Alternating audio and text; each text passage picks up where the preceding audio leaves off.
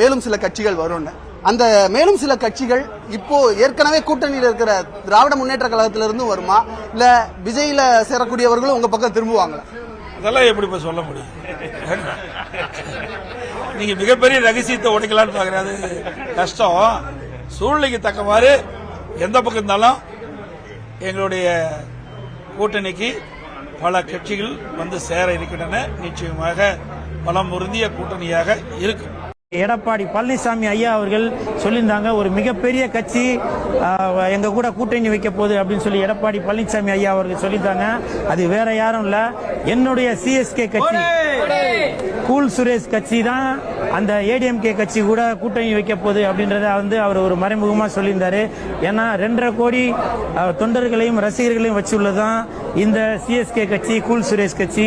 அதை தான் மறைமுகமாக திரு எடப்பாடி பழனிசாமி ஐயா அவர்கள் சொல்லியிருக்காங்க.